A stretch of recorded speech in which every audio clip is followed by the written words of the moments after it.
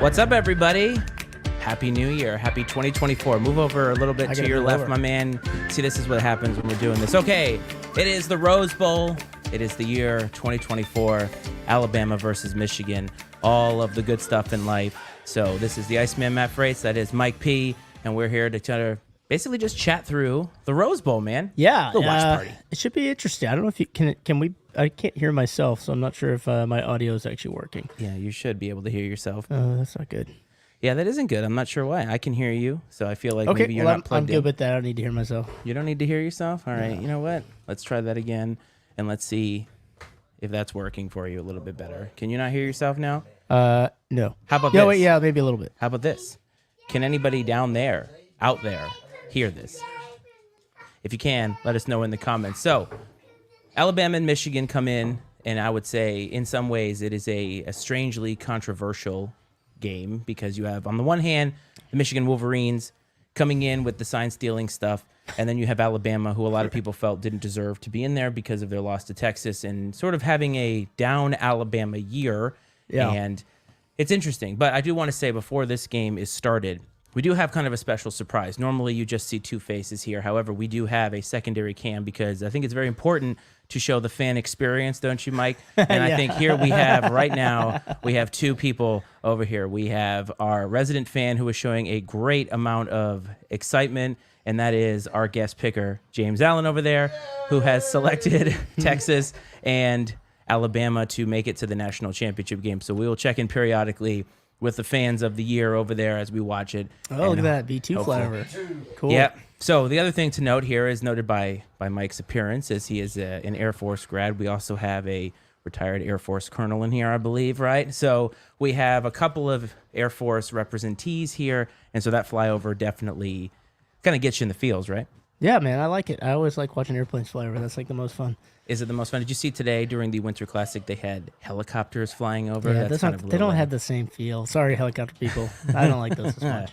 I am also repping your alma mater today with my Virginia Tech Hokie hat that I bought at the game we went and saw down in Blacksburg this year, and we've made. Does he know he's on camera? He does not. He's not on camera right now. He Okay, knows that's that good. the little man knows there is a camera pointed at him, but.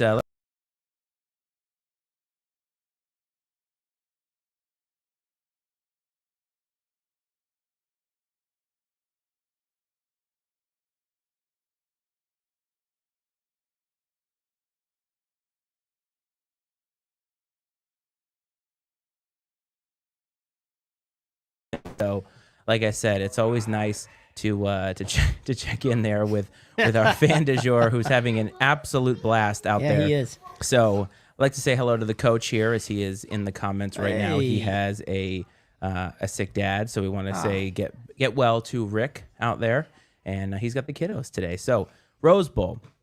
I would say probably the most prestigious bowl of all of the bowls now. I mean, obviously the ReliaQuest Bowl today was a very prestigious bowl, and the Boca Raton Bowl, the famous Toastery Bowl as well. Yeah. But I think if you're going to rank bowls, I would say the Rose Bowl is probably at or near the top. Yeah, I mean, right? I think it is.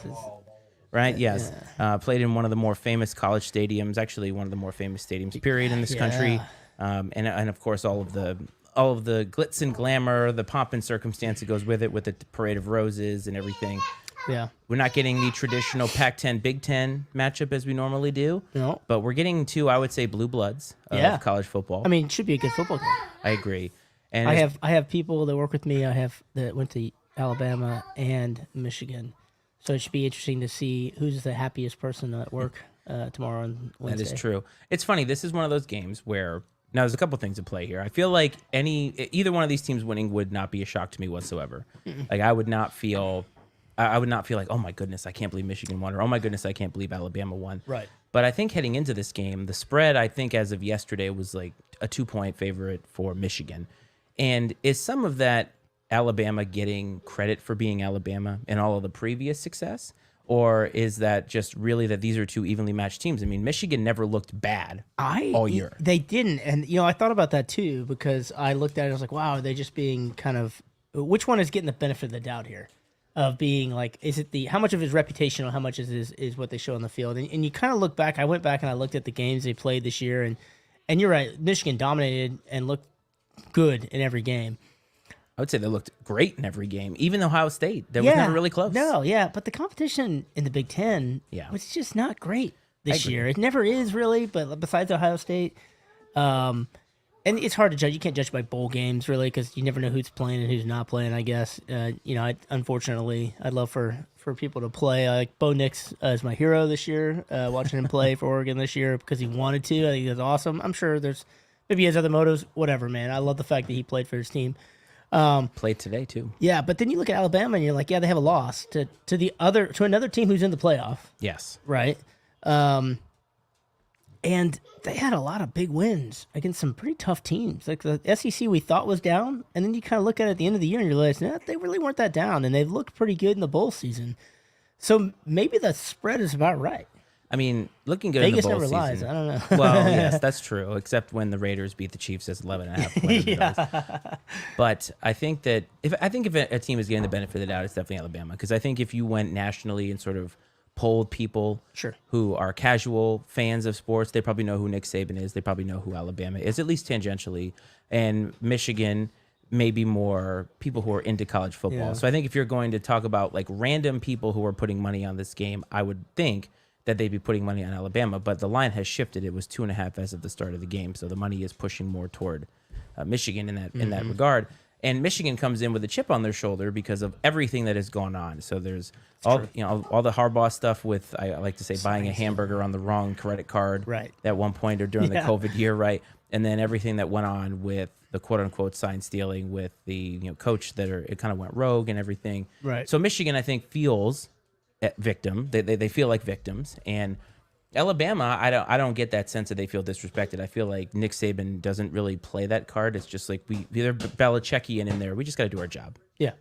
So I think that Yeah, I think it's gonna be interesting. It should be. I don't know what you go. I thought for a while there, I kind of was like, yeah, Michigan's gonna win, and I was kind of pretty confident about that. But as I've kind of sat and watched it and thought about it a little more, I think this could be a lot closer game. Now, this may be a freezing cold take in about 20 minutes for all I know. I mean, it probably will be, but I'll tell you what is not a freezing cold take is that guy in the red suit coat. That is too small of a coat for him, and that is not a hot take. That is just facts. That is absolute facts. Man. That's some nice. He does have some hair. It's like coiffed. Would you say? Is that what it is? Yeah, it is. Really That's a word. Yeah. How it goes. So, and of course we have here all of the pleasantries at the beginning of the game with the coin toss. With the coin toss and bet everything. on the coin toss. Anyone bet on the coin toss? Is that the interesting part about this How many playoff? prop bets are there? By the way, probably a lot. But the interesting part about this for me is this game has two very seasoned coaches because obviously Nick Saban has been to the mountaintop in college football, and Jim Harbaugh has been to almost the mountaintop in the NFL. I mean, he went to the Super Bowl. He just didn't win. No, he did. He didn't win it. I'm saying, I don't think that there's anything in this game that is going to be, wow, there's a major disadvantage for one team coaching wise. And the other playoff, which is Texas and Washington, it's kind of the same thing, except you have two relatively inexperienced coaches, at least in terms of games of this magnitude. Yeah. So it'll be fascinating to see how this plays out because I see this as a chess match. You know what I'm saying? Like this, to me, doesn't seem like a 45-41 game. Yeah. This feels a little bit lower scoring because of the two coaches I here. Michigan obviously suffocates you with their defense. They want to run the football. And Alabama has what has turned into a pretty dynamic quarterback in Jalen Milroe. Yeah. It didn't look that way at the beginning of the year. It just didn't. It didn't look like he was there. But, man, he sure has come on pretty strong. It's actually pretty amazing if you think about it to be benched at Alabama, which Jalen Hurts was benched in the national championship game. They still won the game, right? Yeah. And that didn't really hurt him long term. But I can understand if you are Jalen Milroe, who is a guy who I believe Bill O'Brien told him you shouldn't be playing quarterback, right? As when he was offensive coordinator, I think at Alabama. And funny. To be where he is, to be on the fringe of the Heisman conversation because of how well that he played, I know that a lot of people felt like Alabama was dead to rights against Auburn. They found a way to win. Good teams find ways to win. And Alabama did that, and they did it on the back of Jalen Milroe, really. Right. And this is an Alabama team that is not like the Mac Jones-led team of 2020. This is not a veritable who's who of wide receiver. True. And that's what made Mac Jones the 15th pick overall because he looked really, really good against, or he looked really, really good with a lot of guys. You know what I'm saying? Yeah. So, Yeah, Mac Jones. And we'd like to say hello to our other super fan, Jonah, who is a big Alabama fan as of August of this year. So he is very, very invested in this game. We have Jonah and we have James who picked the Send me a link. Pick the I'll send Crimson a Tide. link. Be careful over there, pal. You're on camera. Don't forget. I don't want you falling down live. So we don't have to take you to the emergency room live on camera because the show doesn't stop, my man. I'm going to tell you that right now. Anyway, so we're sitting here. Michigan, it looks like did Michigan lose the toss? And Alabama deferred. So Michigan will start the game with the football here. And I definitely see Michigan starting with a very run first approach. And we have another person over here, Winston, who is just making tons of noise and nosing us over here. So if you hear a little bit of that, yeah, and there we have our other person. I'm sure these random people who have no idea what we're doing, it's like, what is going on? Oh, they're throwing on first down and intercepted. So if that is true, if that holds up, that is absolutely not how Michigan wants to start the game. You don't like that if you're a Michigan fan. Live look at James. There he is, moving what looks like a pillow over there, making a fort of some kind. Wow, James, I don't know if you saw, Alabama just intercepted. This is a big play. Wow. So Michigan starts in the absolute worst way you could possibly start. Now, of course, every turnover is reviewed, so we will see what happens here. But for all intents and purposes, it looks pretty good there. Possession, foot, and if he maintained possession, I think he's good to go. Yeah. So if this holds, Alabama will have the football almost in the red zone, and that's not how you want to start against a talent. Yeah, that is an interception. That's the worst way to start a football game. Of any magnitude. It doesn't matter how you started it. It's just, man, my that's goodness. awful. But I was actually telling Coach about this when we met on Friday about how Michigan really hasn't had to play from behind. I mean, yes, a couple of the games they spotted the other team a 7-burger, right? I'm talking about they have never been punched in the mouth this season to then. Receivers out of bounds, too. Yeah, to that, yeah. Ooh, that's going to be interesting. Michigan could get very fortunate here with this call. Now, from that angle, which interestingly, this is the angle that's going to show us right here. Oh, I don't know if his heel was out of bounds. That shadow was in the way. You can't really tell. Because I believe you can't be the first person to touch the ball. It's correct. Right? Well, at least on offense. I don't know if the rule is the same on defense. I think he's out of bounds. Yeah, he might have been out of bounds. They may have got lucky on that one. They may have got lucky. I mean, that's sometimes he threw his hat down, too. I don't know if that was because he saw someone out of bounds or... Ooh, boy. Up, yep. So there you go. Michigan gets a lucky break to start this football game as the call is reversed. And I will say that if you are behind us, spoiler alerts, we are watching on YouTube TV. I do not know how everybody's feed is working in terms of cable or YouTube. Oh, yeah, so we are going to be talking about the game as we are watching it now. Yeah, I mean, as we are watching it here. So if you are, I know that Coach is in the feed now, and I know that he is like 45 seconds behind. So he is going to learn a lot of these things, and he's just going to either have to mute us or just understand that this is how this is going to go. So, yeah, exactly. So Michigan continues their run here. Oh, that's big. I tell you what, I was just about to make a statement about how the last time Michigan was in the playoff and they came out flat against a team, and was it a trend item? But I can go ahead and take that back now that they didn't get that interception. Although you can. That's true. They got lucky on that one. That's true. So let me ask you something, because as we're going to sort of banter here as this game is going on, because we're not really calling the game per se, but I think we will talk about plays that go on. But yeah, we can talk about other stuff too. Yeah, of course. But right now, they've been introducing iPads on the sidelines, and I know Air Force beat JMU earlier, or I say last year now. Last year, and that was one of the first games that they were started using iPads on there. And I've been kind of thinking about this with Michigan, is like everything that happened with how they don't have speakers in the helmets and so forth. It kind of lent itself to that kind of behavior, like pre-scouting, advanced scouting, things like that happening. So do you think that college football is going to go to a more electronic approach in that respect? Or does it come down to the fact that these schools can't keep up with that kind of cost that goes with it? Yeah, that's the question, right? Is can every school afford it? And so how do they manage that in the NCAA on what you can have and can't have, depending on the isn't level it fair of, that the NCAA should kind of be providing that in some fashion, I mean, right? and honestly, they're not, considering how much. I mean, all these boosters are paying NIL money to everyone. You think they could afford to buy some iPads for the teams? I mean, no, they got to pay. my Jimbo kid's Fisher's high school has a has a has like a TV on the sidelines, and they review plays and stuff on it. So I mean, you'd like to. I mean, a TV, yes, but I mean, I know. Excuse me. My goodness, that was disgusting. By the way, we are drinking Great Lakes Christmas Ale, so maybe that is a sign of things to come as we are representing the Great look Lakes at here that, yeah. with our beer choice. So I don't know if we have any Michigan fans in the house, not the big house, but just in the house in general. So maybe this is foreboding. I'm not sure I've ever had beer from Alabama before. Specifically brewed in Alabama. No, Is I that a bet thing there are. that they I bet even have? nowadays there are probably microbreweries in Alabama. I just assumed that the state of Alabama is Tuscaloosa and then everything else is out there. So I don't know. Yeah. It's very possible. But I've never had anything.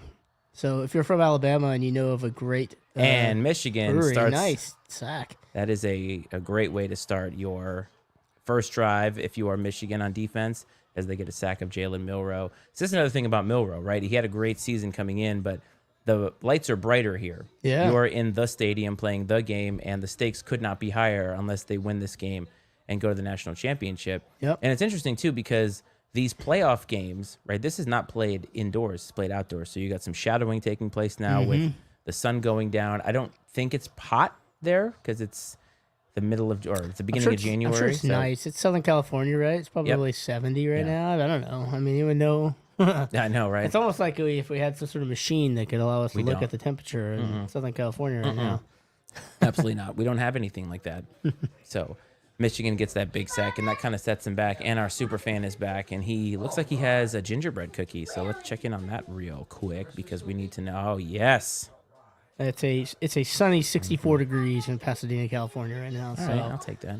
yeah, it's not cold. It's not hot. It's like perfect football weather. Maybe a little warm for those guys, but not terrible. Not warm for Alabama. Maybe warm for Michigan this time of year. Yeah. By the way, this is a nice-looking game as Michigan is wearing the maize and the maize and It is a blue. nice And, of looking course, you uniform have game. Alabama, who hasn't changed their uniform in 100 years. Another sack. And Milroe goes down God, again. he's going backwards. He's going the wrong way, brother.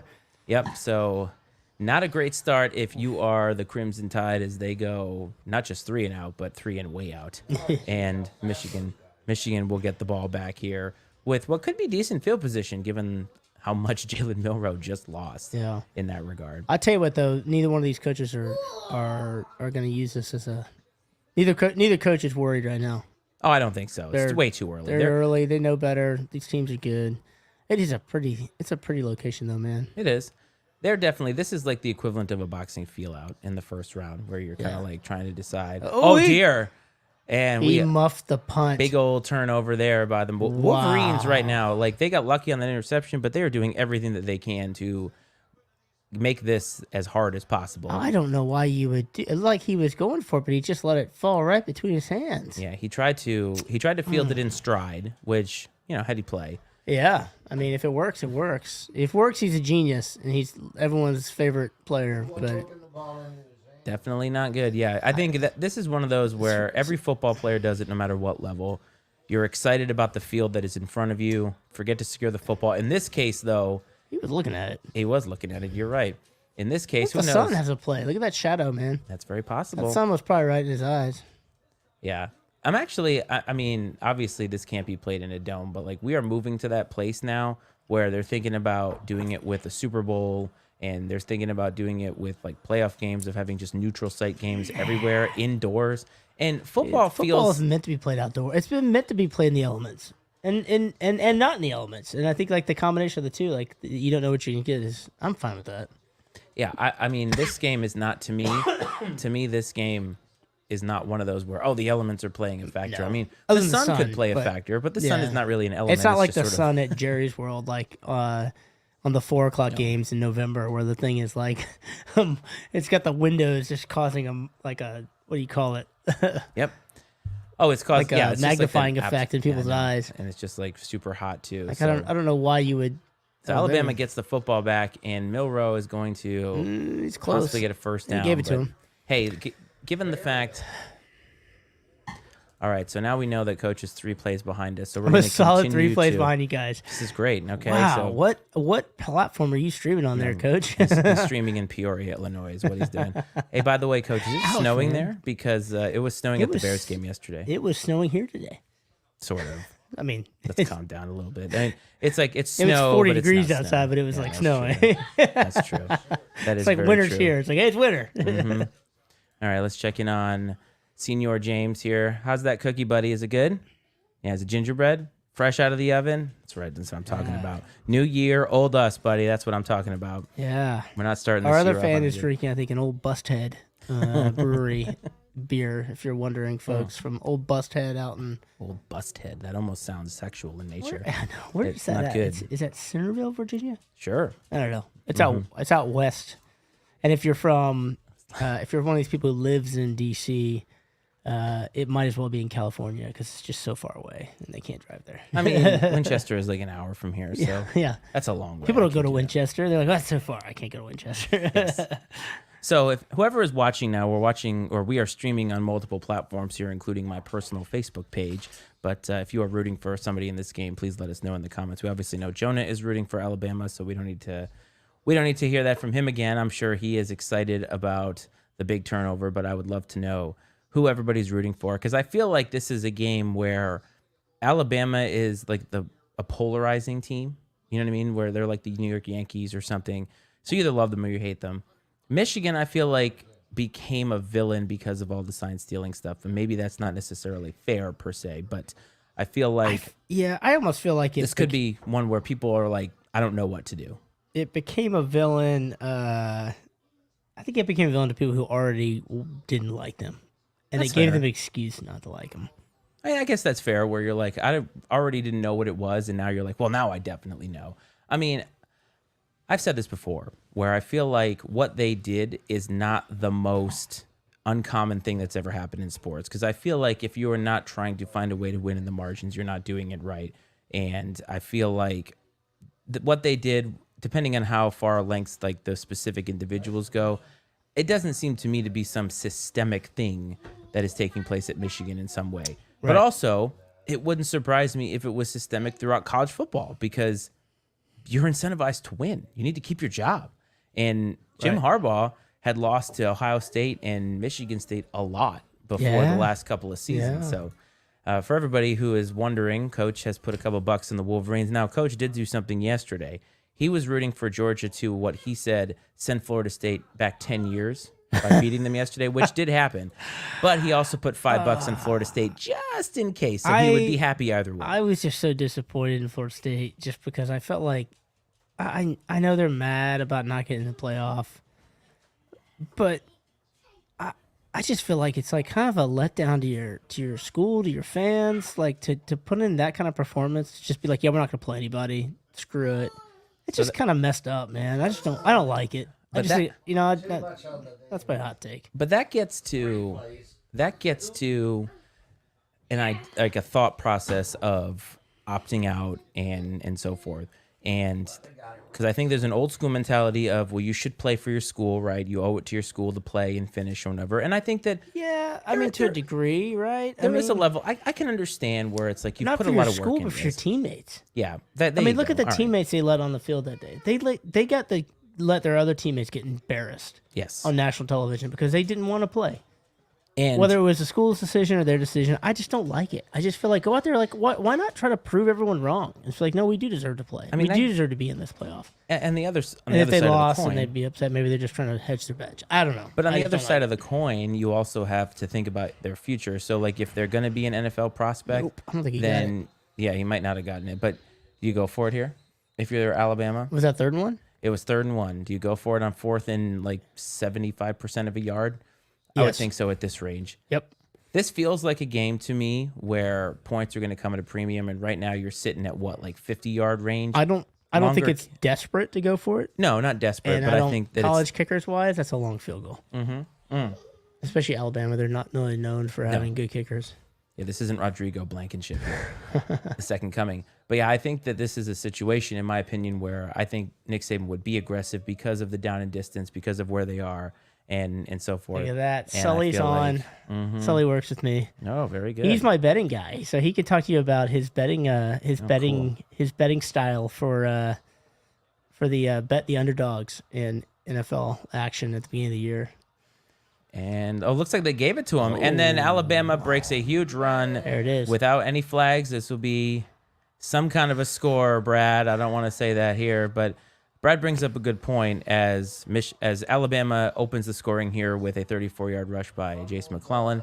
And that is, again, not how you want to start if you're Michigan, but this is where they're going to find out what kind of a team they are. But Brad here, our coach, brings up here being concerned for the safety of the players that were on the field. I mean, I think that you could say that just about any time anybody plays football, right? But Georgia, to me, like they didn't seem like they were out to hurt Florida State. It just felt like this is just too easy because the disparity in talent from them to Florida State is too much. Hey, what's up, buddy? Oh, thank you, bud. We got the master game picker coming on here to tell us about his choice for Alabama. I guess he's feeling pretty good about it right now. Yeah, he probably is feeling pretty good about it. He did pick Alabama to win. Look at that. So he took Alabama plus 1.5. Wow, he got a pretty good line because it moved to 2.5 as of kickoff. Ooh. So if he thinks the SEC is too much for the Big Ten, I don't know if Dave is on here. He's probably 100% focused on this game as Dave is a big Michigan fan. But I'd love to hear what Dave has to say about that. But because I know that, and this is not shade at Big Ten fans, but I feel like, and SEC is the same thing with this, where it's like, if you're a Big Ten fan, you feel like the Big Ten is better than everybody says that it is. You know, you know what I'm saying? I feel that way. I feel like they are that way. You know, like it's. Do you feel that way about the Mountain West? Yeah, because Mountain West is amazing. That's right. But I mean, I think that it's natural. You want to feel like, you know, Michigan, Ohio State, Penn State, those three squads have been very solid. Yep. And now you're going to be getting Oregon, Washington, UCLA, USC. So the Big Ten is going to be extremely talented going forward. So you won't be able to say what we've said historically about the bottom half. That's changing a lot. It is changing a lot. And actually, I love what they've done on I mean, ESPN. as much as I think it's kind of like the whole fracturing is kind of weird and it upsets the conservative nature of college football, I do think it actually will help the Big Ten by bringing in a little more talent at the top, because right now it's just too top heavy with, you know, Michigan, Ohio State, and Penn State, I guess, some days. As Brad pointing out here, I'm going to be posting comments. We're not going to respond to every one of them, but since we have a betting expert and a coach who obviously bets, but would not consider himself an expert, just shooting out hot takes about the Big Ten and the SEC, hopefully we can get a little banter going as we move forward here. All right, James, are you ready to go back and sit where you are? Can you say hello? You can come back a little bit later, okay? Yeah, I know. Your life is tough, man. How many 3-year-olds do you know sit in front of microphones, my man? Oh, sorry, bud. Come on, James. Go ahead, bud. We'll come back.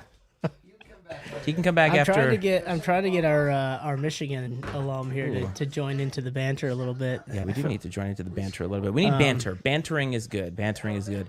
So, Alabama finds themselves up 7-0 as they show what looks like it's going to be in Houston next year, I think.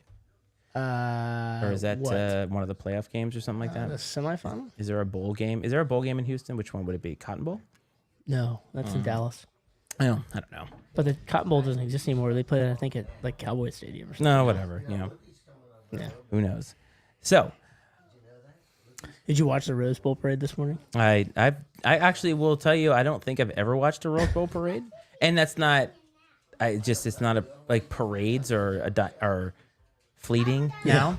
So I don't know, but We watched the Macy's Thanksgiving Day I parade. watched that too. There's something The different kids about that. like But that. I mean, the Rose Bowl parade has been I don't want to say it's performative, but it's like it's been around for so long Yeah. that it just kind of is. It's part of the festivities. That's the word I was looking for earlier. Yeah. Festivities that goes along. Yeah, they don't with have the Rose parades Bowl. for any of the other big bowl games, right? This is like the No. Rose Bowl's the only one that has a big parade, Yeah, right? and I'm sure like I wish that I knew more about the history of some of these, especially the big ones. But like even the big, like you have the Sugar Bowl, right? The Orange Bowl. Like these are bowls that had they're named that for a reason. It's, you know what I mean? Like for way back. Yeah, that's So true. there has to be some.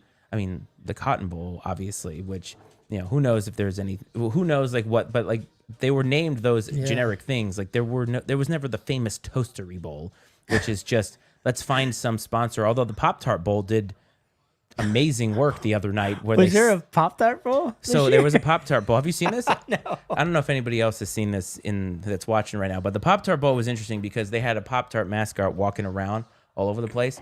And the winning team, the Pop-Tart descended into a giant toaster and out popped an edible Pop-Tart.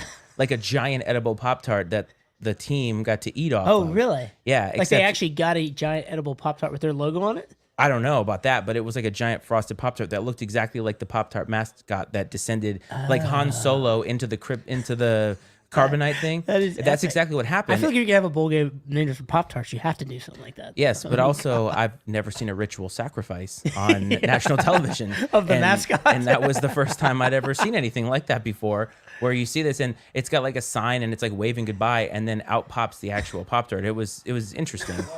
Oh, big and run. a big run by Blake Corum, I believe, right there. Yeah. Stud running back. Arthur Smith wouldn't know what to do with this guy. Oh, Arthur Smith. That guy needs to be fired. I was watching the Atlanta game yesterday. Was it yesterday? Yeah, it was yesterday. God, they're just so... There's so many NFL I just games feel like on they right don't now. know what they're doing. It just They don't. shocks me that they're that bad. There were But so as we many had good NFL games. Yesterday's NFL, the morning games on NFL yesterday was just the most exciting thing. There was a lot of good things that happened. The afternoon slate wasn't that good. no, but somebody mentioned like there were 10 games on in the morning slate, and like we were watching it, and someone said like I feel overwhelmed, and that's exactly how I felt. There was so much on, I was like overwhelmed by all the football that was on, and it was all like kind of getting crazy all at the same time. So it was kind of cool. Well, next week is going to be interesting because there are a lot of scenarios that could take place for the NFL, and really it's related to college football here because we have definitely some draft picks coming out of these games and the other semifinal game. Excuse me. Of course, you're going to have Michael Penix Jr. is going to be talked about as quarterback of the future for one of these other teams. I would assume not this year, but next year, Quinn Ewers will probably come out, and who knows what he'll look like. Yeah. But in the NFL, you have all these playoff scenarios that are playing out, and it's amazing how some of the teams are. There's such a dichotomy between what could happen. So if you're the Buffalo Bills and you're a fan, you win the game, you're in. Cool. You lose the game, you could possibly be out, which is just kind of nuts for them because they're one of the hotter teams in the NFL right now. But when I look at that game, personally, the Dolphins are trending down, the Bills are trending up. I feel like this is the kind of game that the Dolphins have not won under Mike McDaniel. No, they just haven't. And it's the really Bills weird. are coming in riding a high. Now they're playing on the road, they're playing in Miami, but I've never heard anybody say that vaunted Miami weather in January. So I'm not sure how much it's going to matter. I mean, it's warm, but it is warm. But it has be been 80 degrees down there, maybe. It could be. It was in the 50s last week in Miami. So yeah, I've been there before. Like we went to Miami last Christmas, and the first 4 days we were there, it was like 48 degrees, and I was just disgusted. I was like, you don't go to Miami for Christmas for 48 degrees. That's aren't they wearing parkas? I mean, might as well be. Yeah. Interesting. Here on the bottom, they have 4th and 6th. The analytics say to go. Now this is 4th and 1, and with such a strong running back for Michigan and where they are in the field, I don't mind. I would go here too. I don't mind this decision because Michigan now is in this position where I got it. Yeah, I figured he was going to get it. Yeah, no surprise there. Yeah, so. Oh man. I mean, there's nothing wrong with catching the Pop-Tart clip. I mean, it was all the rage on social media for a good 24 hours. And most people were pointing out the same thing, that it was just a very awkward and sort of Indiana Jones-esque ritual sacrifice of a Pop-Tart mascot. What flavor was the Pop-Tart that came out? I feel like it was just your standard strawberry. Strawberry, probably, yeah. But I'll tell you who what. Won that? Who was in that bowl, by the way? Who cares? That doesn't matter. The Pop-Tart was the star. I mean, the Notre Dame played in the Tony the Tiger Sun Bowl, and that's real. Really? Yeah. So the Sun Bowl is now called the Tony the Tiger Sun Bowl. This year. Sponsored by Frosted Flakes. No, it was I don't even think it was called the Tony the Tiger Sun Bowl. Oh. So I think it was sponsored by Tony the Tiger. Well, we're getting so lazy now that the LA Bowl was brought to you by Gronk. I don't understand that whatsoever. Maybe there's just too many bowl games. I think I saw one bowl game. It was like a 6-16 versus a 7-16, and it was just awful. Which is like, pretty much all the bowl games. That's just up like until too many. Yesterday. It's just too many. I mean, Virginia Tech was a 6-6 team. You didn't like the 8-4 Air Force versus the 11-1 JV. The problem Armed Forces Bowl that Air Force can't seem to not be in. Oh, nice catch. Nice throw and catch. Nice. The problem is if the bowl games happen between December 26th and December 30th, that whole thing is a time warp. I don't know what happens in that period of time. Every single day is the same. Yeah. And so it's hard to like get involved or get invested in a game like that. But then yesterday we were watching the game. Actually, your dad and I were watching the LSU Wisconsin game. And wouldn't you know it, Wisconsin put up 30 plus points, which was kind of a shocker for a Big Ten team. Yeah. But it was actually an exciting game up until, or actually was exciting up until the end. Wisconsin was driving to win. But it was like that was one of the most exciting bowls that we've had. Some of them have just been outright terrible. I mean, Yeah. Oregon crushed the hell out of Liberty today. Or at least last I checked, it was 38-6. Bo Nix had 5 touchdowns halfway through the third quarter. Yeah, they crushed him. He got out. He got pulled. He left the game. That was his last game, right? Yeah, it was his last in game. his 19-year career in the NCAA I'll tell because you what, of man. COVID. He's a perfect candidate for an NFL team, like in the 4th, 5th round, to grab a quarterback who would be very solid. And in the Very solid. in the absolute least surprising result of the day, Iowa did not score a point in their bowl game. So that's just fantastic because I think they averaged some stupid number. Oh, he's not here. Some stupid number like 14 points a game or It's something. a touchdown. And touchdown Oh, Michigan. sorry. I ruined it for you. I actually called that before he crossed the goal No, he line, said so I check- didn't really ruin it for you. He said check back in soon, so he's off now. Okay. He's probably trying to watch the game naturally because he's tired of us spoiling everything. But it is what it is, man. Tell him to spring for a decent package so he doesn't have to be 3 minutes behind. Yeah, that's true.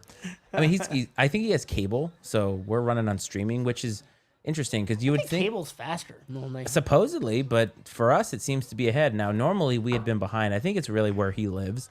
So nobody in here is talking about how we're behind yet. So I don't have anybody to rail against. Remember the last time we did a live feed was Thanksgiving evening, watching the 49ers and Seahawks, and some Pacific Northwest guy who was a big UW fan opened his proceedings with "This is lame," and That's right. Yeah, I you thought he was talking about us, which We're lame. I mean, yes, it's not a stretch. I thought he was talking about us personally, but in my opinion, I mean, we ended up making a new friend, and we saw him, I think, the next week. So he's going to be gearing up for that game tonight as the Huskies will take on the Longhorns. And how do you feel about that game? Because Texas, the line continues to grow, and I think Washington is a good team. I think so too. And I think they're gonna. I mean, I think Texas is good, but I would not. It wouldn't. I'm not. If I were a betting man, and I'm not. Neither of us are.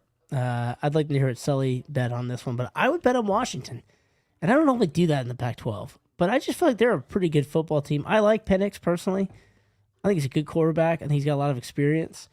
And I just feel like Texas is one of those teams that they love to lose in big moments. And I just feel like this is a perfect example for them to. That has lose in been the big narrative moments. for them the last, I don't know, 15 or so 10 years or so since Colt McCoy probably was there. But I would say before that even. they also this year they lost to Oklahoma, and Oklahoma imploded after that. So not the greatest loss that they had. But again, they beat Alabama in Tuscaloosa, which was one of the best wins of the year. I mean, probably. they're a good team. I'm not saying Texas is bad for all the Longhorn fans who probably all the 7 fans we have out there. If any of them are Longhorn fans, I'm sure they're Texas also did the thing though pooping that the brick. I didn't know if they would do, and they made a statement and blew out. I think it was Kansas State in the Big 12 title game. I'm just not impressed with the Big 12 either, though. That's the problem. Big 12 is going to look a lot different next year. I feel like the Big 12. Is it going to exist next year? Yeah, it is, because Colorado's moving to the Big 12. So Pac-12 is descending. The Pac-2 exists. But Oklahoma and Texas are leaving. Oklahoma and Texas will be leaving for the SEC, So and they who's gained left? a whole bunch You of get- new ones. You get Colorado, who's rebuilding still. Yes, Who but else? so I think Colorado has an opportunity next year because I think they're moving away from the Pac-12. Now, the Pac-12 this year was quite talented, Yeah. and it was his last year, of course, which is exactly what you want to see in the last year of your conference. But they're moving to the Big 12 that's losing their top 2 teams in Oklahoma and Texas. Obviously, you're going to have Kansas, Kansas State, all the teams that exist there. But my point is with your look is it's like this may become like an ACC situation where Colorado shouldn't struggle the same way in conference the way that they did this past year, having to play quite a few good teams. Because the Pac-12 ended up being really good. Arizona was better than people thought. I mean, they lost to Stanford when they shouldn't have, but nothing embarrassing about losing to Oregon. Nothing embarrassing about losing to Utah. Even though they Nothing lost, embarrassing but they were about still a good USC team. either. Yeah. So they lost a lot of games that were like, yeah, I can see them losing those games. And I don't want to say their schedule could get easier, but it seems like the conference is going to be a little bit more watered down than what it was, or what it The was Big 12? in the Big 12 when absolutely. you move in. Yeah. So when I look at Coach Prime, who I'm a big fan of, obviously, I feel like this is an opportunity if the recruiting takes place the right way. He gets what he needs in the recruiting portal, in the sense of he needs linemen. They need big guys on both lines, and that's Yeah. something that they missed, that they just did not have. And when Yeah. you watch a game like this, when you watch Michigan and you watch Alabama, they are solid Yeah. up front in both directions. And I think that is very much, I just feel like that is very much important in football in general. Yeah. And it used to be an old adage that you build from the line out. I feel like that still exists now. I feel like you can't have a team that just gets bullied up front, whether it's on offense or defense, because if you can't get to the quarterback, No, that's as true. well, you know? No, it's always been that way with football, though. I mean, I know college is a little weirder, but like football is all about it's all about the trenches, man. It is, and I know it sounds cliche, but I mean that's how you win in football. You've got to be able to establish a line of scrimmage one direction or the other. If you don't do it, you've got nothing. If somebody is looking for an alternative way to watch this game, we have the Skycast feed on ESPN, which is just the Skycast. Is that like the all 22 look, or is that just like kind of a It little? is the view of the Skycam with no announcement, which I think is interesting. It's is kind of like the Madden look, like when you're up playing yeah. Madden and you're kind of looking at it, which is interesting. Cool. Because I've noticed that if you watch a football game with you don't realize what you're missing in a football game when you watch the TV version until you watch an all 22 or Skycam, or you see it like live, and you realize that you don't get to see. I know it's like not as good of a TV product to have it spread out, or it's kind of big, but if you like the game, it's very interesting to watch it because you can see passes develop, you can see route trees being run, you can see a lot of stuff. So it'd be nice. I'd like that. I wonder if there's a way you could like two screen a game or something like that. I don't think there is a way go to back do and this. forth. Yes. Actually, that's one of the reasons I like. We went and saw a Cowboys game a couple years ago. My dad and I did, and we were way up in the top. Nosebleed, but you can see Nosebleed. everything develop. It's a different view. But it was great because what you could do is you could see everything develop on the field, which is awesome, by the way. It's really interesting to watch it from that angle. But because they have that gigantic screen on the field, you get to see every play on replay. So you kind of get to see the all 22, and then you get to see like the replay, like the TV version, if you will, like of the close up play of what happened. Not to get, I don't want to say borderline political, but isn't it funny how that's like the macrocosm of, that's a word I just made up, by the way, patent pending, a macrocosm of like where we are, where it's like you go to this game and the screen is so large that you find yourself just watching it on the screen because the screen is so large and you can actually see everything in like the micro, like you see like blades of grass on this gigantic screen that's almost too large to ignore. What I found myself doing was watching the game live, and then they would show just about every play replayed. So I'd watch the game live, and then while they're resetting for the next play, I'd look up and I'd watch the replay on the screen. It was a pretty good deal. Like, Every stadium is getting to that point where you have to entertain fans. I mean, I noticed that when we went to Blacksburg, where every stoppage and play, every commercial, now there's a lot more commercials too. Yeah. It's something going on. And there were a lot of commercials in that game we went to, and I felt and it was on ESPN 8 The Ocho, so I'm not sure why there were so many commercials, but it was more than I remember. Like I remember when we went to when we first moved to the ACC, we were actually on like a legitimate network that started putting Virginia Tech on ESPN a little more often, and the guy with the red came out, and he was the guy who signaled that there was like a national commercial like timeout. And he didn't come out that often. So when he came out, he always got booed. Yeah. But in this game, it was like he was out there every 5 seconds. He was like one of the coaches. He was out there a lot. He was out there. The game is back on here, and Alabama takes over 1st and 10. Tie game. So Michigan responds in a very, very important way after a big turnover. Yep, I agree. And that's why I think Michigan is discounted coming into this game, because they didn't, quote unquote, play anybody. But you know talent when you see it. Yeah. Michigan going 13-0 in the Big Ten. I don't know. They're still a good team. I'm not saying they're not a good team. When I say that, please don't. When I question the Big Ten, I do question the Big Ten a little bit. But that's not questioning. They're still clearly Michigan. the best team in the Big Ten. They're better than a lot. They're better than a lot of teams in a bunch of other conferences too. Which is why they deserve to be in this playoff. I just think it's. One of the arguments that I saw for Florida State, which was one of the weakest in my opinion, was Florida State should get in because Michigan got in at 13-0 as a conference champion who didn't play anybody. They had a weak strength of schedule. And Florida State played a better set of competition. But I was like, number one, Florida State didn't look as good as Michigan did in every single game. No. And that was before they the lost injury even? their quarterback, Yeah. right? They went to Boston College, had to eke out a 2-point victory. Boston College was a bowl team, but like a very weak bowl team, Yeah. one of the weaker bowl teams. Yeah. And they struggled with some teams more so than you'd think that they would. And this is with their complement of starting players. And Milrow slips on third down. I thought he was going to pick that up. I think the ump got in his way, man. I think he did. Hey, the ump cost the Ravens 2 points, but they didn't need it the other night because they just absolutely obliterated the 49ers. Boat race. They did. Oh, And they you boat mean raced the the Dolphins. Dolphins? Yeah. Yeah, well, there was that play where Lamar Jackson tripped over the ref who had already tripped. The ref tripped in the end zone. Lamar Jackson I was heard about rolling that way yeah. and tripped and like accidentally threw the ball, and they called intentional grounding.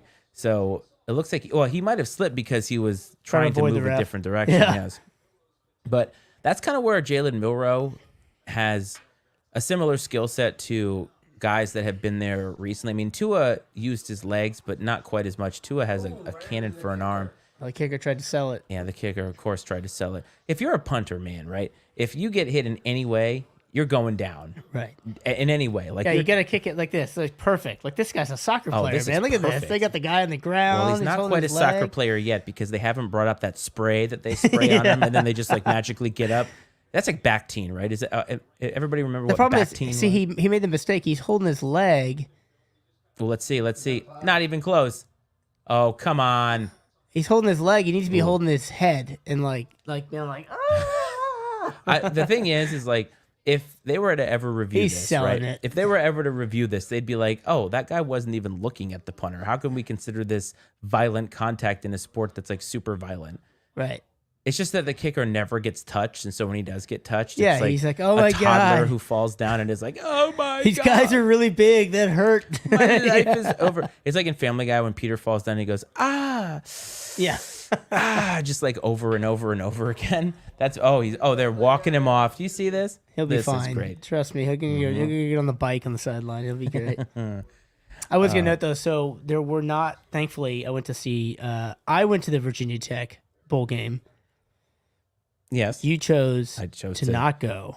I chose to be warm and dry. Just saying And that I went and sat in drinking the rain. Baileys I went and instead- sat in the hold rain on, wait a minute, and let's- watched your team play.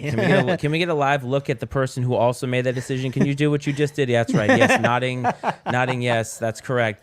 Because I did not want to be in a monsoon, and that's where I'm Thankfully, at. Right? it was not raining until we left mid third quarter. Once I think Virginia Tech went up. Yes, we're doing food orders at Chipotle. So Oh if my anybody God, who's this is watching very here important. wants to put a food order in, Yeah. please do. My wife will be sure to pick up the tab and send it to our house. So that's where it's going to go. This is very important. If I'm sidetracked, just because I've got to order No, my it's Chipotle. not a big deal. This is what we do here. This feed is not brought to you by Chipotle. It just happens to be what our first meal of 2024 is. Anybody else start off in that realm where it's like, oh shit, it's a new year and we still have that question of what do you want for dinner? It's like the hardest question to be answered in the history of relationships and in anything. And Because the more people you have in the house, the harder that decision is. that's very true. I'm very easy with that stuff. Like I'll eat anything, man. I will eat anything. The problem, it turns out, is when you ask your spouse, right, is like, well, do you have a preference? And they say no. So you're like, okay, let's have this. And they're like, oh, I don't want that. And I'm like, that would be a preference. Like, that's something that would be key to know. I didn't hit send. And that's all right. And that's what ends up hanging you up is like, I don't have a preference. Okay, let's have Thai food. I'm not really in the mood for Thai food. But you said you didn't have a preference. But I think that it comes down to like you don't know if you have a preference in the moment. Does that make sense? That's fair. Until someone gives you something to choose from. You're like, no, not that though. Yeah, right. That's when you're presented a choice and you're like, because like I can't think of all the choices, so it's just what it is. So, Mike, you're going to filibuster now. Well, I put in my order. It looks like Coach came back here. Here you go. Yes. We were just talking about this, about how the kicker had a Juilliard level selling job. Yeah. Excuse me. He thinks it should have been running into the kicker. I think that's a fair call, actually, because he did run into the leg of the kicker, which is technically a penalty. I feel like the kicker definitely sold it. No, for sure. That's why I said the kicker went to Juilliard. Like he was selling it in acting school. Actually, he went to the LeBron school of flopping because But if we've LeBron learned, knows how to do that. yeah, him or LeBron or Josh Allen, I believe, is the ultimate flopper for as big Wait, a really? quarterback he is. You think he's a flopper? He's a super flopper, man. Watch his Really? games, man. For as big a dude as that guy is, that dude falls a lot. But does he flops. Does he? Is it a flop or Oh, is it's it a flop, man. Is it his You attempt? can find there's a great Josh Allen flop reel that's worth Oh. watching if you can find it on like NFL memes or something. It's great, Please let us know. That Yeah. would be that. I did not actually think of Josh Allen in that way. right? Because he's such a big dude, and he doesn't avoid, so when he's running the ball, he doesn't avoid contact. It's when he's back in the backfield and all those places, he will straight up take falls in order to try to garner, penalties. All right, and that's it works fair. sometimes, and sometimes it doesn't. I've actually seen one time where he's fallen and kind of looked at the ref like this, and like the ref looks at him like just like get up. Yeah, I know. Well, because that happens with. Oh, there's a penalty here. Let's look. Is it one of those extracurricular? He hit the guy back there. Watch this. Right there. Where? Oh, 44. He hit the I didn't see it. dude was on the ground already. And he hit it. I missed it. the acting job may have been more obvious from a different angle that I didn't see. Yeah. Oh, it was. Trust me. It wasn't. I mean, it wasn't a massive acting job. He got grazed. He got hit. I'm in not the gonna leg. tell you that he got hit in wasn't, the leg, but- but he wasn't planted anymore. So it wasn't like, and it wasn't his plant leg. That's a big difference, right? I That agree. plant leg is going to cause damage. That leg that's up in the air just spins you, man. And he grabbed that leg like it was hurt. Like he's probably got a bruise. Coach is going to cook dinner. Order in, my man. That's what we're doing today. So that's how you're doing. All right. So our super fan is leaving for a moment to get his order in downstairs, I think. So we have hit the end of the first quarter. It is a 7-7 tie. So we're exactly where we were when we started. It is all knotted up at 7 instead of 0 this time. So I feel like I didn't get a good sense. It felt like a fairly, I don't want to say sloppy first quarter, but it wasn't. It was. I mean, you had a near turnover by Michigan to start the game. Then you had an actual turnover by Michigan to start the game. One drive by each team looking good, and then the rest of it has kind of just been a stalemate. Although, you got to be feeling pretty good if you're Michigan because, I mean, the points from Bama came off of that turnover with short field. Yes. Whereas Michigan kind of drove the field for there. Michigan wants to play a slower paced game for sure, right? Oh, yeah. So like Michigan is cool with long possessions, chewing up clock, and keeping Alabama having the football as least as possible, and Right. preferably with the worst field position. I mean, maybe this is all obvious, but it's more of like a Michigan definitely favors, I would think, a lower scoring affair Right. than Alabama. Oh, yeah. Yeah. I think that plays to their strength.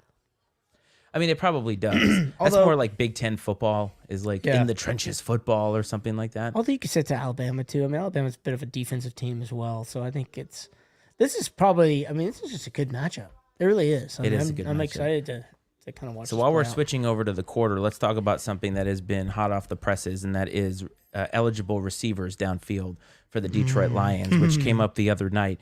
So this is all the talk Speaking of after Saturday.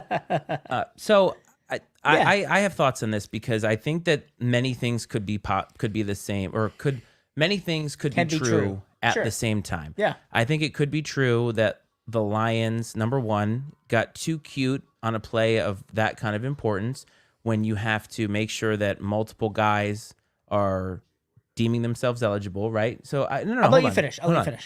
I think that in that sense So too of cute, I right. say that in the sense of you're putting the game in the hands of the referee in that kind of a way. True. And that True. to me is always a very risky proposition, right? Yep. Because it wasn't straightforward. Now, the Yep. ref, I think it's also true that the ref got confused, that Yep. the Lions did the right thing. The ref heard the wrong thing, called the wrong thing, and truly believes the wrong thing, right? Yep. I think that is true. I also think that particular play did not decide the game, that the game was decided in the many plays that take place in 60 minutes of football, because that's kind of how it works. You have Yeah. the Lions went for it on fourth down too many times, left points on the board too many times, and even one of those field goals would have won them that football game. Yeah. So I think that all of those things can be true. Yeah, there's right? it's like the chaos theory, right? Right. One extra field goal from them maybe changes the complexion of something Right. else in the game. But you're right. Yes. I don't think, but that's why I don't think a lot of times at the end of these games, and yes, you want the referees to be as consistent as possible when they're doing their job, right? Sure. And I think that's totally fair. And the reason why I said that I thought that the Lions got too cute is the Lions are a good football team, but they're a football team that is not used to winning. And I believe that comes with experience, right? Because to use the old Patriots of old, Mike Vrabel caught a couple touchdown passes in Super Bowls.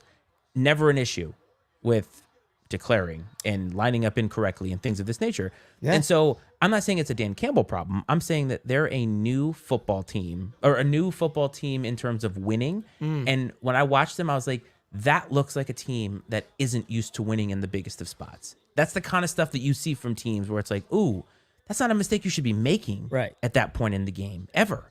So I'm gonna agree with you. It makes me laugh a little bit that you said that, because part of me thinks is they're so used to not being good, the Detroit Lions, that they keep playing like they got nothing to lose. Yeah. But they are a good team.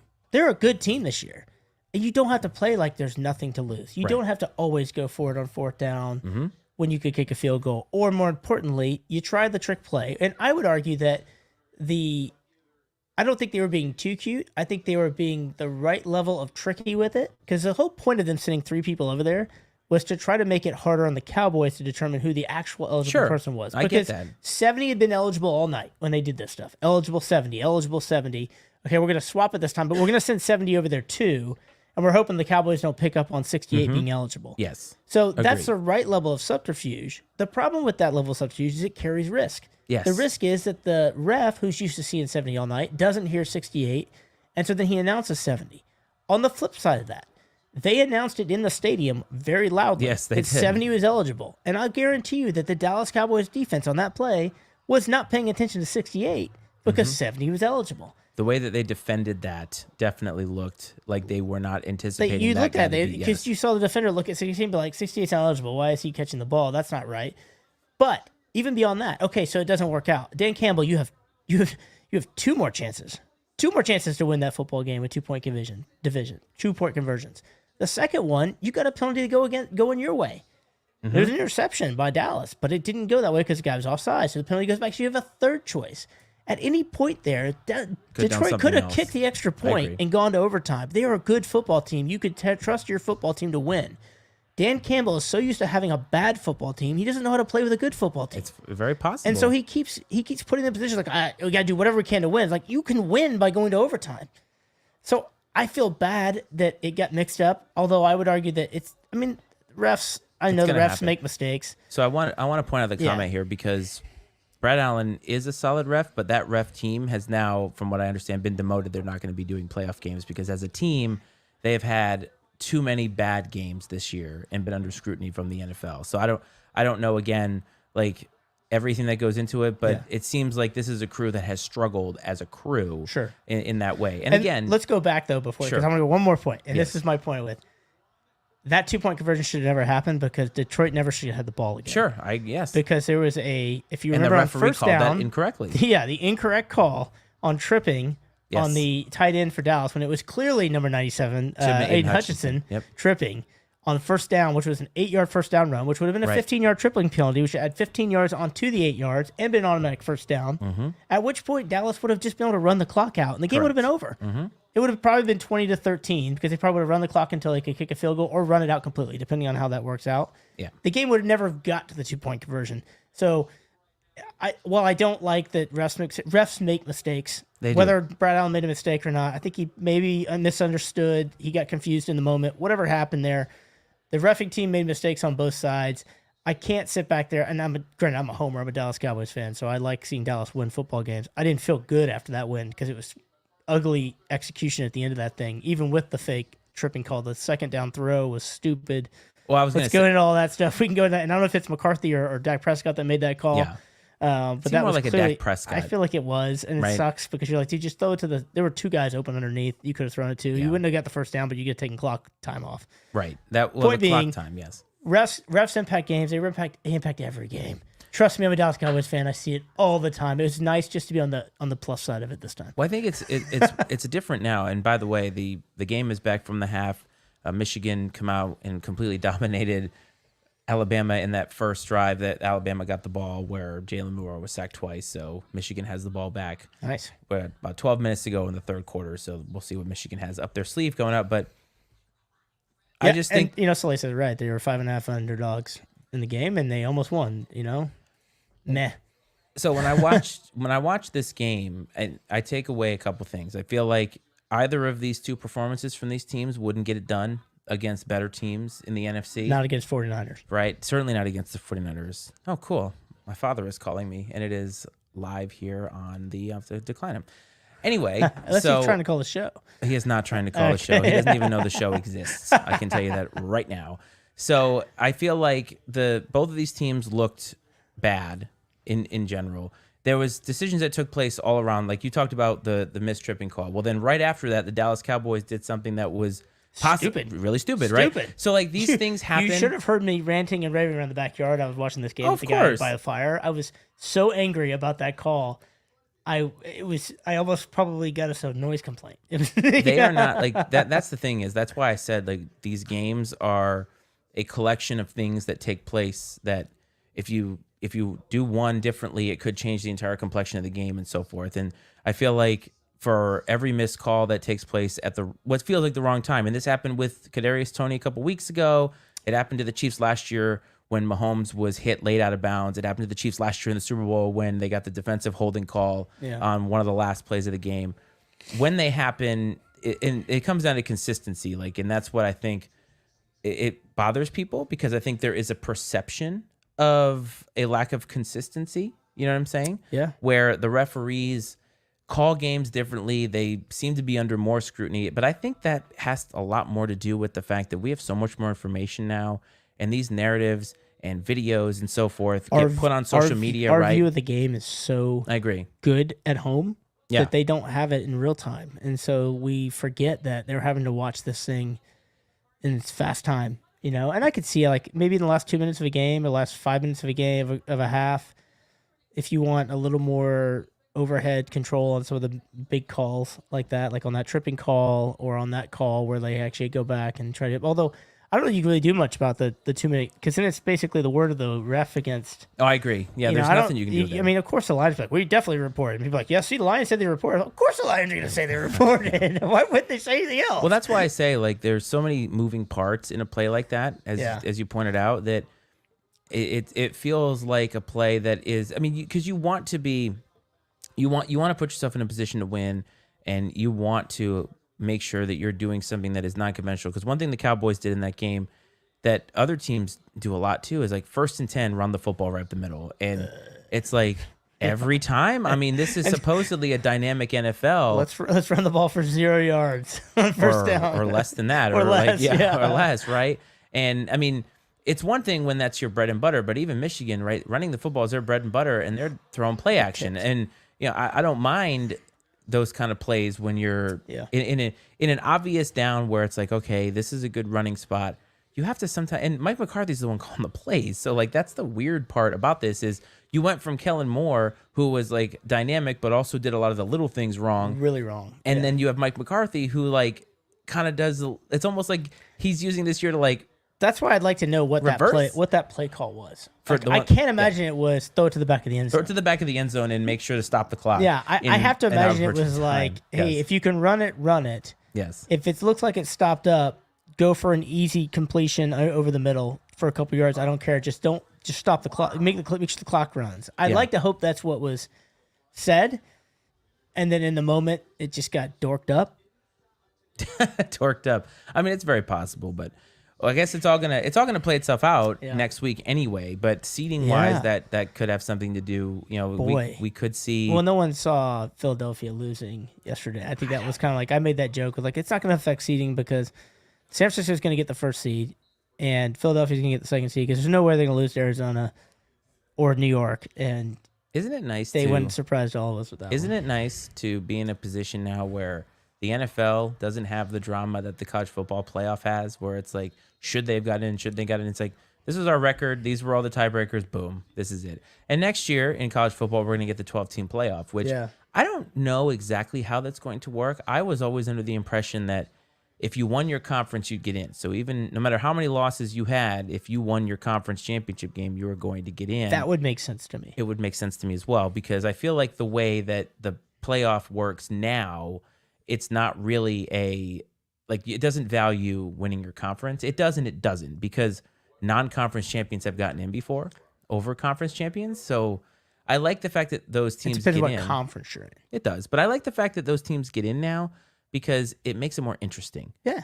I think that 12 teams is great because first of all, I'm excited for on-campus games in those first round games. Yeah. And That's cool. you're going to get an NCAA tournament like feel to it, because you could have one team go, you could have one team win early and then it's like, wow, that throws everything off. So, Yeah. But to the comments point here, this is definitely up Michigan's alley. Like, Michigan is definitely in a place where they feel like if you went into halftime, even if it's 7-7, you're like, they can't do anything offensively. Our defense is doing exactly what they've done all year. Right. We're suffocating them. But you got to think on the other side of the coin. It's like Saban's going to go in there and be like, okay, that wasn't our best half. We have some things. But I'd like to debate this too, because I've heard people say that, like, there's no really such thing as a halftime adjustment. Like, you have your game plan, Right. and you go in and it's like, okay, we'll make a couple of tweaks here or there. And then people put too much stock into, well, we went into halftime and just like completely revamped the entire game plan, because it's like you spend an entire week coming up with that game plan or Sure, longer. there's like some adjustments, right? I mean, Sure. it's got to be like, hey, this guy's killing us. Let's try to Let's double try him, something different. or let's try to do something. Yeah, Yes. let's do something here and there. And that, the question is whether or not you're right. I mean, Bama has not moved the ball really, other than that one drive where they got the short field. So you got to wonder, even if Michigan doesn't score here, do they feel like they're wearing down Bama's defense? Yes. Where Oh, they definitely in the second are. half they can come out there and kind of like, take them to the woodshed a bit and just start running over them. But again, this is a extremely talented Michigan team, and it's a Michigan team under Jim Harbaugh that needs to get over the hump, because they have gotten to the playoff, lost now in the semifinal. Last year, Yeah. losing to TCU the way that they did was such a strange game where they were down big, they came back, and then it was like back and forth. Yeah. And that Michigan team probably wouldn't have beaten Georgia anyway. No, but but might I think it would have been a better game. Oh, for sure. How Yeah. could you not get better than 66-3 or whatever it was That was like the understatement of the year. Yeah. Last year, I guess. last year? It might have been. Oh, a it's the flash understatement year. of this year because the year's only begun and there's been many, many understatements ahead of That's us. true. That is it's had plenty of understatements. But like I said, I mean, Alabama comes into this game an extremely talented football team, and I think that they get the nod because they're Alabama. Like, we had Tyler Budge as a guy who we became friends with. He's a TikToker. He does a lot of NCAA football stuff, right? A lot of college football stuff. Yeah. And when he came on the show, like, I don't know, back in September, he said, if you compare this Alabama team to Alabama teams of old, they're not good. But if you compare them to the rest of college football, they're good. Yeah. Right? They are a good football Sure. team. But I think, like, Their line's getting beat up right now. I have been high on Michigan all year, even when people were saying they don't play anybody. And I'm like, to me though, you can tell a good team by how do they play against the teams that you know that they should beat.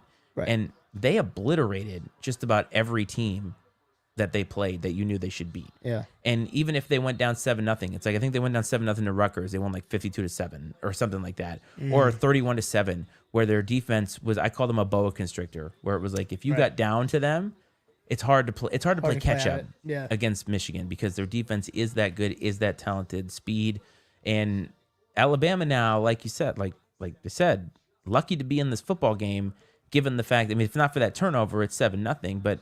Wouldn't surprise me if Michigan wins this game like 14-10. Yeah. You know what I mean? Like Michigan doesn't have to do a whole lot if Alabama can't move the football.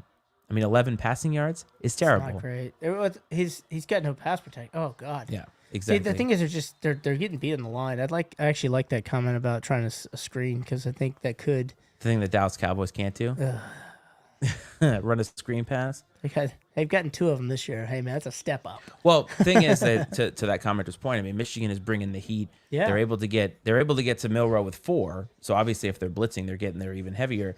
And sometimes you have a successful screen pass, it kind of makes them a little bit more hesitant. Yeah, to exactly. to sort of bring the heat. But it wouldn't Exactly. surprise me even if there was a successful screen pass. I mean, there's not going to be one here, 5 wide, in a timeout. You could do it. No, you're right. I mean, 6 dropbacks, 4 sacks. So Yeah, it's just not. You get him in third. It looks like the way the defense or that offensive line is not protecting Milroe. It's like I I don't know. The third and long is not where you want to be right now if you're Alabama. No, It and does not look good. one of the things I don't know I don't think is, he has time unless you're going to bootleg him out. That's the other option. Is maybe you use his speed to bootleg him and get some passes on the move. That's maybe the other reason they can kind of avoid that pass rush a little bit. But they got to do something because just sitting him back there in the pocket's not working. in college, because you know how in the NFL they have like the first 20 plays, whatever, are scripted or whatever they call it. Yeah. Do they do that kind of thing in college as well, where they have it, or is it a little bit more on the fly? Because I would assume in college, depending on where you are, it may be dumbed down a little bit, but it would seem like the offense is maybe less complicated depending on where you play. I mean, if you're like college? a quote unquote pro style offense, depends. Yeah. I mean, I think it's less complicated for sure. But I just don't know. I have no idea. That's a good question. Yeah, Alabama keeps running the ball like the Dallas Cowboys did on first down the other night into a brick wall. It's like, hey, let's put 12 in the box. Looks real familiar. Yeah, it does look real familiar. But again, I mean, this could also be that the Michigan defensive line is just much more talented than the Alabama offensive line. And one of the things I don't know, and if anybody knows, let us know, is like, what is the continuity between the Alabama offensive linemen? How long have they been playing together? Yeah, good question. Are there any seniors on the line? And I mean, not that you have to be a senior in order to be a good Because offensive they lineman, lost a but couple big linemen last year. well, they lose so many Every year, really. That's why the other thing is like Alabama to be as good as they have been for how long they have been good with all the turnover is pretty remarkable. And Nick Saban now is in this position where I feel like Harbaugh is better suited to recruit younger people than Nick Saban is. Yeah. And the allure of being at Alabama can only go so far once you start introducing NIL money. And also once these conferences get better. Like the SEC is not going to be Georgia, Alabama, and then everybody else can sort of get in line. Like you're going to be putting in some programs that. Right, but it's never really been that way. Because, I mean, LSU is a good team as well. They've always been good. Georgia, Alabama, LSU, Florida, Auburn even. I feel like there's nowadays. some good teams in the SEC, even and despite the not so good teams that are in there. Well, I feel like nowadays they have all these teams like Florida that used to be good, but they're like they can't seem to get out of their own way. Yeah. When they finally hit lightning in a bottle with like Anthony Richardson, they only won 8 games, but then he's like, I'm out because I can make it to the NFL. Right. And like South Carolina's never going to be good. They're never going to be good. Sorry. I mean, Missouri had a good year this year, but that's another team where it's like they could be number 10 in the country, and then next year they'll be like 5-7, and there's no consistency in those programs. Kentucky's another one. They're stable, but how stable can they be? Is Texas A&M going to make a comeback? Make a comeback now that Jimbo's gone? They hired Mike Elko from Duke. How's that going to work? And you're getting Texas and Oklahoma, and those are two programs that generally tend to recruit well. Yeah. Will they continue to recruit well in the SEC? Because now they. Yeah. Well, so here, that's an interesting part about this whole alignment thing too. Is all of these schools that have traditionally been able to hold their own in certain geographic areas, like Texas and Oklahoma, should still dominate in their state, but now they've got to try to widen the pool. See, I don't like a quarterback draw on 3rd and 9. No. Like, I get that you're trying to, I guess, like throw get Milrow running, but that to me is not the right play. You're not going to get 9 yards. Nope. On that. I mean, even with a good block you got there, you're not going to get it. Like Michigan was totally playing. Yeah. He also, I don't know why. I don't know he would been better off if he had Nothing. cut straight up and try to take that guy on versus try to go sideways on him. But yeah, but it's funny that this playoff field, right? You have Michigan, who's in the Big Ten, and you have Washington, who will be in the Big Ten. that's probably the best comment of the night. I was just thinking that today about with the transfer portal, the NIL. Like, I mean, you're right. Like, what is next year going to be? It's going to be different. It's going to take a little bit of an adjustment, I Yeah. think, because so many things are changing. We've had incremental changes in college football the last decade or so. Yeah. Maybe the last 20 years, if you think about when Virginia Tech moved from the Big East and the Big East started to sort of disband over time. Yeah. But this last offseason, it was like teams had to make a move now or they were going to get left out in the cold. And Right. so the Pac-12 went from existing to like, oh, there's only 2 teams now. Like it happened that quickly. And Colorado was one of the first dominoes. And then Oregon, Washington are like, well, we're out. And USC and UCLA had already decided that they were going to leave months ago. So it's like, Yeah. it happened so quickly. And we're going to have to get used to it. Like, I'm going to have to get used to UCLA playing in College Park, Maryland, which is just a weird thing because these are not natural rivalries. They're not natural games that No. you'd see. They're games you'd see in the bowl season, but not in the regular season. Look at that. Gosh. And Notre Dame now, look, as an independent, might be in the best position because if all of these conferences break down completely, they're already in a spot that they're already good to go. independent. And they can schedule their own, they can make their own schedule. They traditionally play a pretty tough schedule. Notre Dame had a really tough schedule this season, actually. And that's why they did not have the kind of season that I think they hoped for with Sam Hartman. Right. And they're obviously getting Riley Leonard next year from Duke. So Did they Hartman should. graduate, or is he out of Yeah, eligibility, or he's done. His eligibility is over. Yeah, That's too bad. He did not play in the bowl game, but he did allow for the backup quarterback. I can't remember his name right now, to be able to get some reps in so that they could. And there we have our guest of honor here, Winston, who's up here. Winston, my goodness, you're not. You, I got you, nothing for you, man. yeah, I know. He just wants attention. That's all it is. So. Mike and I will stay here until halftime and see where this goes. But right now, it looks like Michigan is just sort of dominating on the lines right now. And it's like a death by 1,000 paper cuts. What's that? Yeah. It's interesting, though. That's a good point with the NIL. I always wonder, too, if that means that players will stay in college longer playing for different teams. So maybe you get a more polished, you get a little more polished.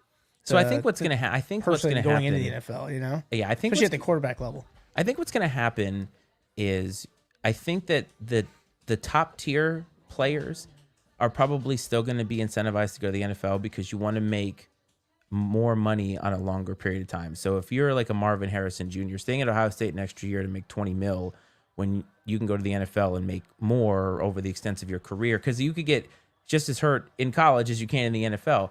But if you're talking about the players that don't have these big NIL contracts and so forth, I think you're going to see a lot more depth and seniority in some of these positions that aren't the high flashy positions. And you're not going to get guys that are like, well, I might be able to get picked in the 7th round, so let's go. When it's like, well, wait a minute, I might be able to actually get better, right? And get and better my draft status. And I'd even take Caitlin Clark, who is the best player in the country in women's college basketball, and it's like she's making millions in NIL at Iowa right now. Right. She jumps ship and goes to the WNBA. Like the highest paid player per year is like $300K. And it's like, why would you do that? Why would and I you mean, do yes, that? there's endorsements and other things that would come along with that, but she's getting those now, right? She's Right. Right. Oh, Michigan throwback. with some I don't like that. Okay. play. I don't feel like you need to do I also- that. oh, it's gonna no. work, but God. I mean, it's gonna work, but you didn't need to do that. No, like, you did just not. didn't. McCarthy took a You're huge hit already too. moving the ball fine. I don't. Yeah, they want a flag on that hit by McCarthy. I've got to see the replay on that, but Definitely got crushed. this on is it. this is the kind of situation where Michigan doesn't need to do this. This is the kind of thing you'd see from like the Detroit Lions, right? The other night where it's Right. like a team, but too many things can go wrong, and they got so lucky with that. Oh, that's not a penalty. I don't think so either. Yeah. They got really lucky. I don't know. Did he leave with his helmet? Is that what they're thinking? No, he was No. already going down. Yeah, but look, he went over. Well, that's all physics. Yeah. There's not much you can Nowhere do else about it. for him to go. Yeah, those are extremely fortunate plays right there, let me tell you. Wow, that's crazy. But the NFL, I don't think, is going to suffer because I do think that they're still going to get their highest guys.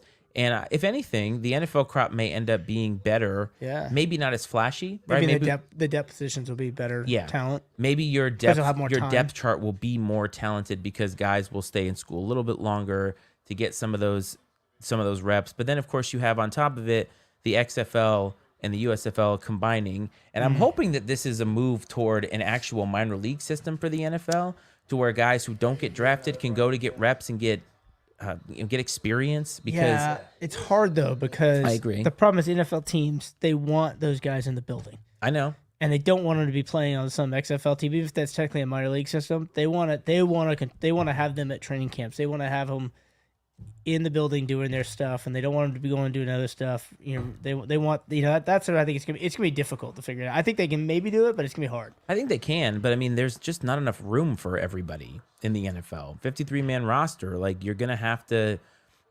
Not everybody's gonna be able to play or even be in the building to learn this stuff. And even if you are in the building learning that stuff, are you getting the reps with the team? Like, boy. wow, horse collar. Wow, and a touchdown. Ref totally missed that, but it didn't matter. It doesn't 'cause it's a matter. Yeah. touchdown, Michigan. That could be it. Wow. 1st to 14 could be it. I don't know. Yeah. And not even Blake Corum. Wow, that was a great run. Right around the edge. But that, I always say that that's the kind of play around the edge is where you see the difference between true That was NFL pass. talent. Or was it pass? You know Yeah. what I mean? Yeah. But it's like going around the edge is so tough. But this Yeah. was actually a really well. Did I he can't step believe- out? I don't think he no, did. No. He got horse collared right here, but didn't step out. Oh, yep, he got it. Yep, he got the ball over the pile. It took the pylon with him, actually. Yeah. Excellent work. Oof. Yeah. Yep, definitely got it. All right, so Michigan will now be up 14-7 pending the extra point here. Let's see what happens, but definitely got in. Wow. That's a great play. I don't know. I mean, it felt like there were guys around him. I don't know I how know. he got around. I mean, I thought maybe he was going to go for a couple yards and a first down. I did not expect him to get that thing. Oh, no. Oh, Dear. you spoke too soon. Look did at you. I said pending the extra point. A botched snap on the extra point, so 13-7. That could be the game difference maker. You never know. So when Alabama wins 14-13, we'll know what happened. Yeah. And that's a bad snap. Jim Harbaugh is not happy. Now, if this was Pete Carroll, he would be chewing gum like a madman. Yeah, but very, very Jim loudly. Harbaugh has self-respect. He does not chew gum on the sideline. Yeah, wow, I think the holder just missed I think that. the holder just missed it. See, to that commenter's point, it's like Michigan knows that they're not being threatened by Alabama, so they're like, yeah, we'll do a bad snap here. We'll do a trick play that may end up in a That's turnover true, here. because It's Alabama fine. isn't doing anything. That's on true. offense. Michigan this year played an entire second half where I think they did not pass the football against Penn State. They just ran it like that's 30-something times because they're like, Penn State's got nothing. And they showed that against Ole Miss the other night. But Yeah. so Michigan, it has a track record for this. But I still, like, I get the idea that, like, oh, we're not being threatened, so we can afford to do stuff like that. But it's like, there are a lot of risks that come with that. Like that play where you're like throwing it to the quarterback for another pass, and it worked out. He got lucky he caught it because he almost dropped it, which would have been maybe Backward. a fumble. Looked like a backward pass. which to could have me. been risky, and And there was I only mean, it all worked out for him. It all definitely They worked look out. like geniuses because it worked. Yep, playing the result, it worked out, so it doesn't matter. That was wonderful. But Michigan up 14-7. This feels like the kind of game where it was like, unless Alabama starts quick, Michigan likes this pace. They love what's going on right now, and defensively, they have to feel superior because Alabama just can't get out of their own way. They can't. They can't do anything. This is No, it'd be interesting to see if maybe. Although Alabama's not a team you can count out. Yeah. You never count Saban out. His team could come out from the half, and They could, but like this is also I mean, sometimes they won a football game on 4th and 37. they 31. 4th I and think 31. 4th and 31. Yeah. But sometimes you watch a football game and you just are looking, you're like, man, this team just doesn't have it. And you kind of wonder if Alabama is in that position where it's like, wow, they're not going to be able to overcome what Yeah. Michigan is bringing. Michigan looks like they're playing inspired football. Yeah. They look confident. And honestly, they just look like they're ready for the moment more than Alabama. And I don't know if that's fair. Winston, stop. I don't know if that's fair. It may be they're just, I mean, I'm sure they felt like they underperformed last year.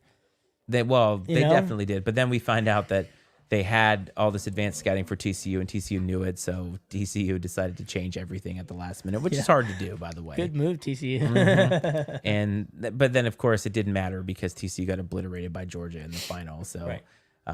Right. yeah, so it didn't matter at all. But so heading into the next game, Washington and Texas, I feel like there's got to be a rooting interest nationally. Kind of like in this game, this is a different one because it's like, which team do you hate more, Michigan or Alabama? But in the next game, I feel like people don't hate Texas the way that they do like a Michigan or Alabama. Yeah. I mean, And Oklahoma fans probably do, but yes, one else, of though. course.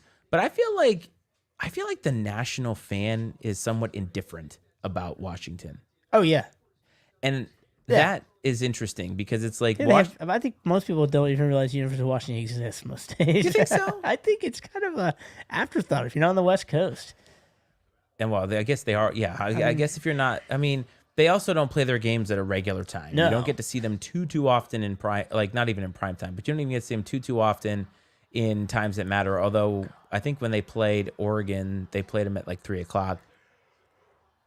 Wow, excuse me, 3:00 East Coast time. So it's like, all right, that's actually a time when I would watch them. But Yeah. so I feel like Texas maybe is getting the nod because nationally it's like kind of want Texas to be quote unquote back.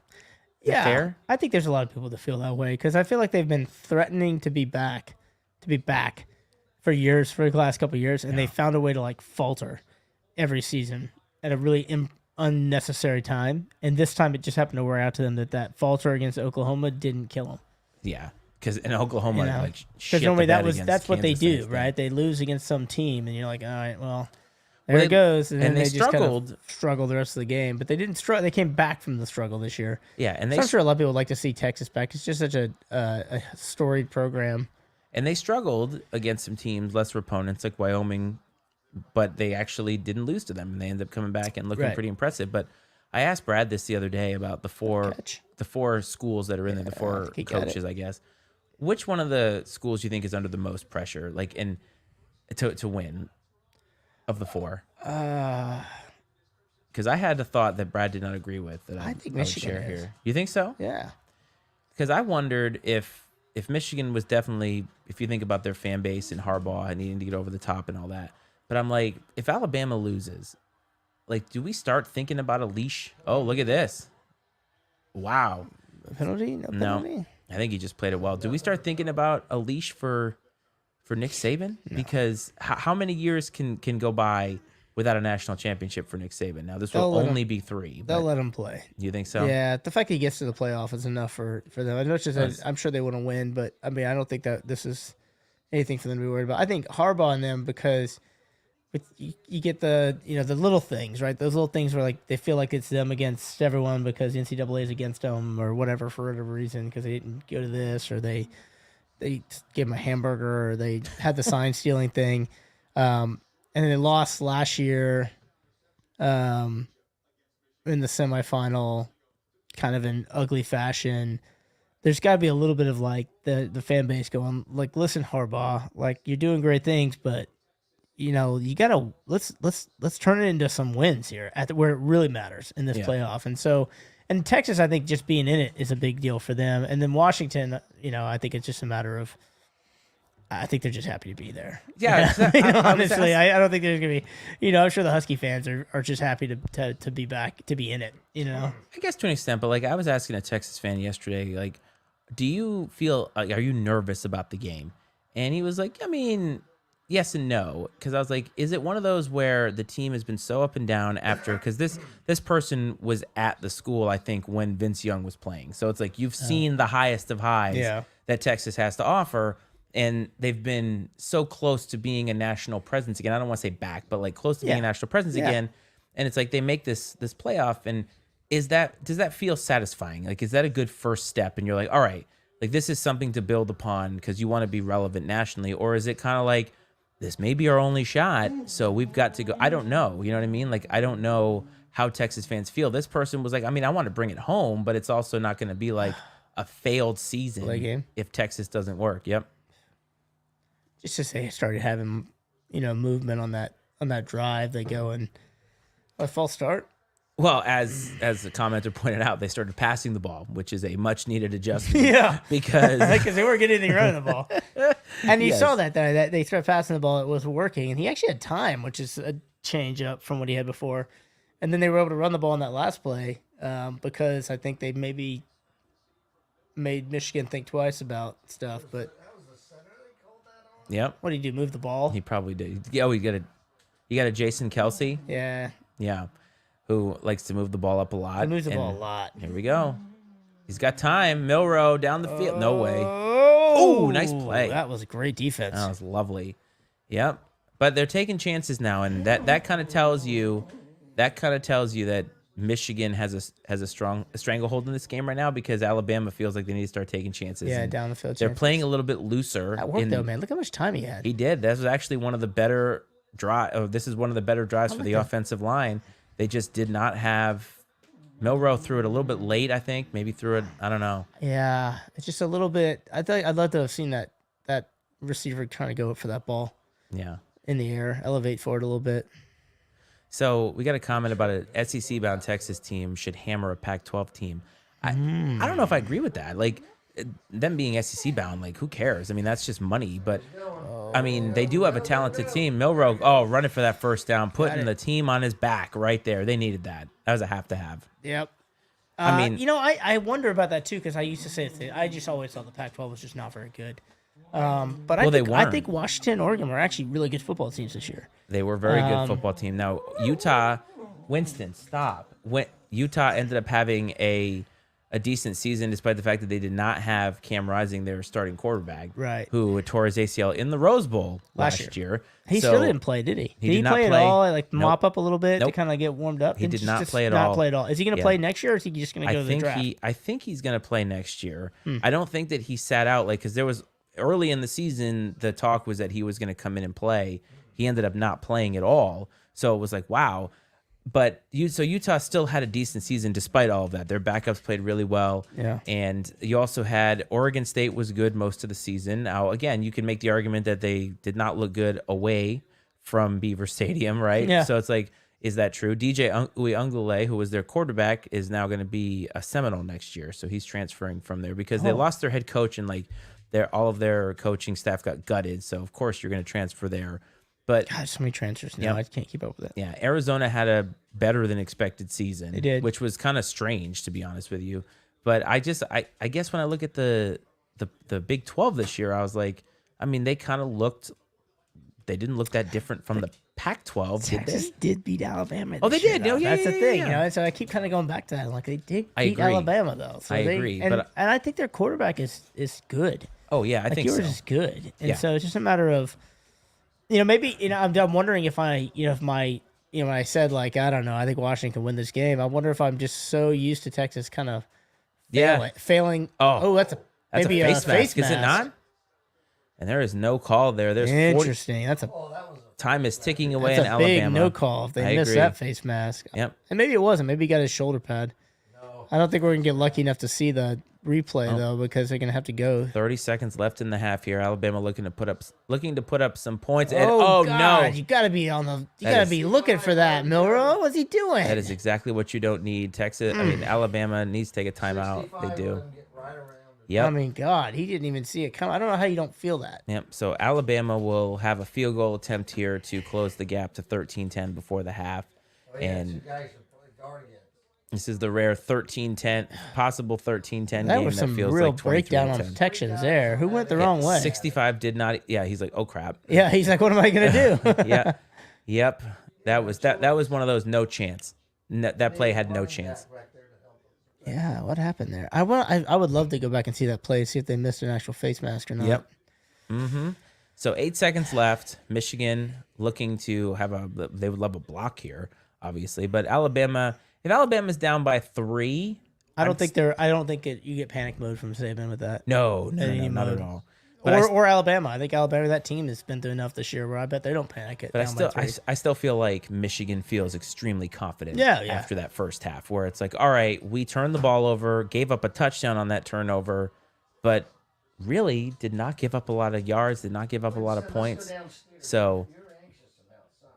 yeah, who knows? It maybe past his our other furry fan is anxious about dinner time. Maybe, I don't know. It's about an hour past his dinner time, but he is very, very anxious here.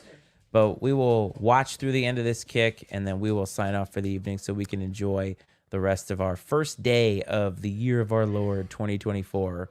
And we have, is that Reichard? Is that like Will Reichard? Is that like number 1 from Star Trek: The Next Generation? That's kind of how I say it. Here we go. Field goal attempt, 50 yards. Kind of a long kick for college kicker. And That's gonna be it looks good. Yeah, nice. Big time kick. And the band is on the field. Yeah. So Well, 13-10. yeah, it's a Looks good like first half though. It was interesting. And we got Yes. some. it was a close affair, which is kind of what I assumed. So we hope everybody enjoys the game. For those of you who are new, please hit that subscribe button. It's right here on the bottom of your screen here. It'd make me very, very happy.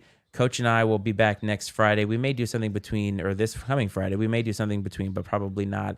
And if you want to give an opinion, the show number is down here, 703-718-6314. You can call or text and tell us how crappy we are, how lame we are, and that the Dallas Cowboys are the best team in the NFL. So for Mike and I, we hope you have a great rest of your New Year's. Enjoy the second half, and we'll see you next time. Peace, everybody.